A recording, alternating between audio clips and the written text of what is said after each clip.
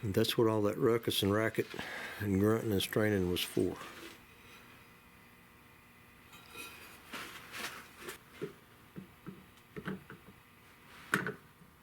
But that thing's got to drop down.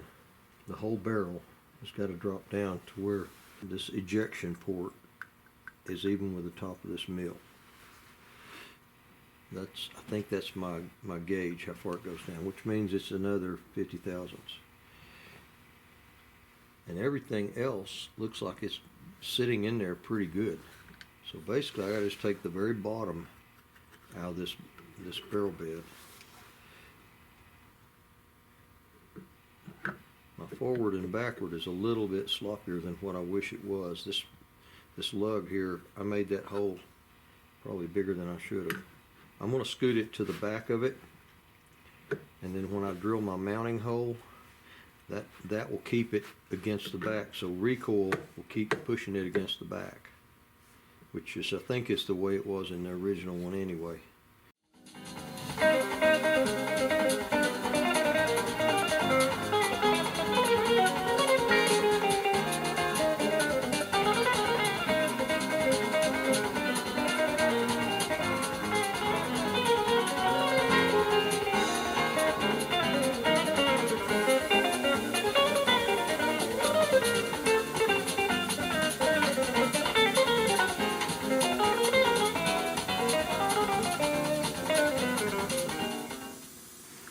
I put that smoke on there. Once I cover this in smoke, when I touch this to that, wherever it's hitting, black soot will be deposited. Give it a little impact. I'm just marking it with that black soot. And that's almost down to the top of that shell. That landing right there, it's pretty much there. A little squeeze to it. It's right here on the sides. You can see that black stain that it left here. It did the same thing on this side. I just need to take a barrel bedding tool and just peel that out a little bit. It didn't hit anything down in the bottom.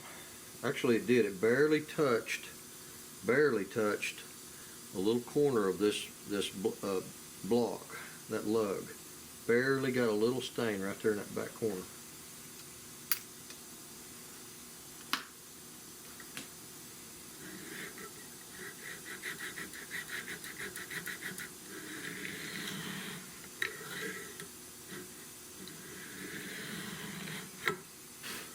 I don't know what my physical therapist would say about this.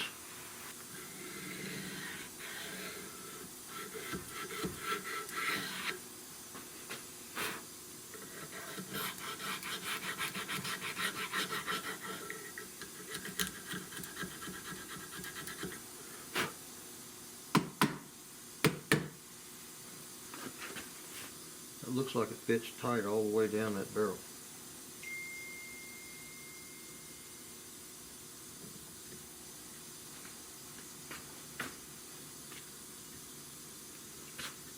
It's hitting hard right there in the very bottom and up on that side and that side. Just a teeny bit.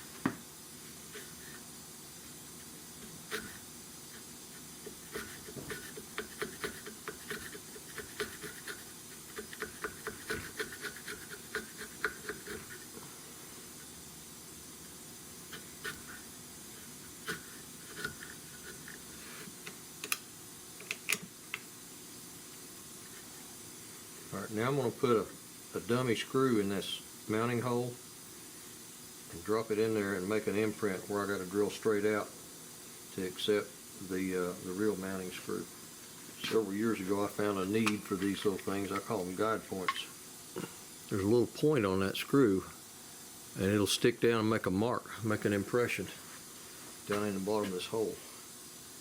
So all I got to do is put it in there in the right place, scoot it back, get it evened up side to side, and give it a little tap.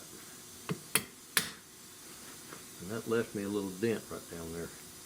Now this is an escutcheon that goes in the bottom of the stock, and so the hole I've got to drill has got to fit this OD, and this screws in from the bottom. This mounting screw goes inside this escutcheon, like so. I got to get a drill bit that's something smaller than that little threaded escutcheon, and that is .288.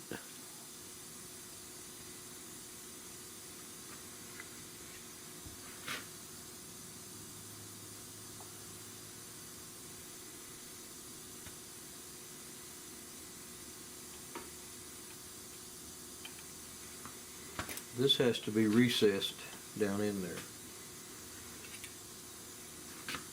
And I need a drill bit that's a teeny bit bigger than .356.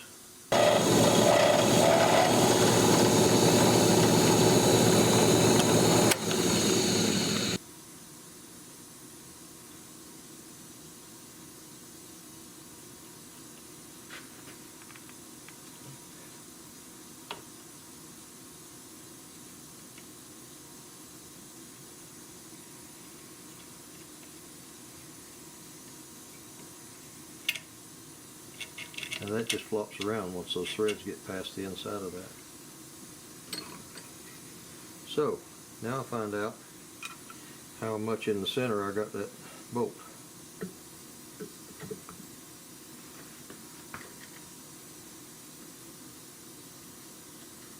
feels like it jumped right in there.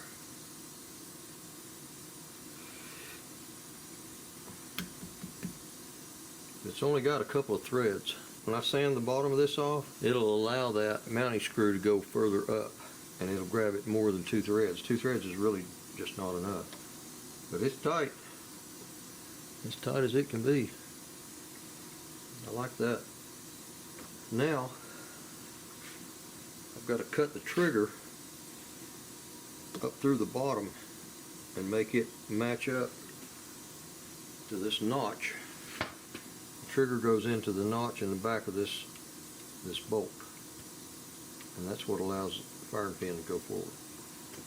This calls for some pretty precise measuring where that trigger goes, because it's got to be right this way and this way, and there's only one shot at this. There's a pin that holds it in. You can't drill a hole and then decide you want it somewhere else. It's got to be right. I think my best bet is to go from the center of this hole to the center of that little pin. If I can measure between those two, I believe that's my most accurate way of positioning that thing. I'm actually measuring on the inside, so it's kind of hard to get a view of the camera, but that's what I'm measuring. It's from center to center, and it looks like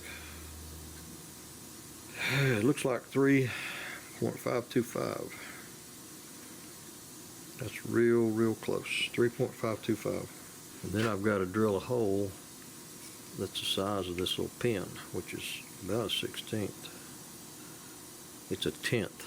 It's a 1/10 of an inch.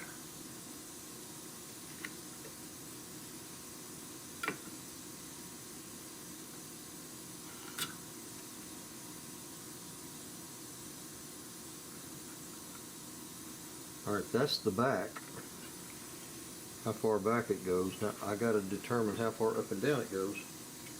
I should be able to just measure where that used to be flat up on top, straight down that way.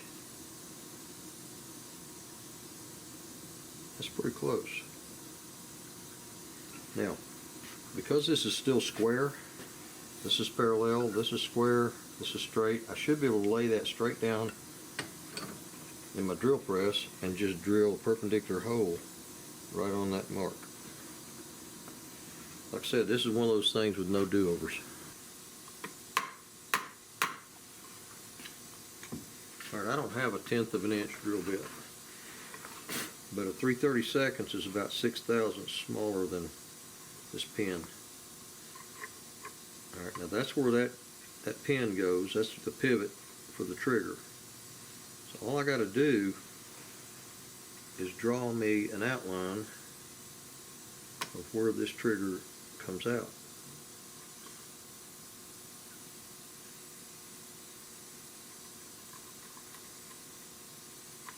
And what it looks like. That's a profile, basically. And it's got to come back far enough to pull the trigger, so it'll probably come to about right there. So that's the backward travel and the forward travel of that trigger.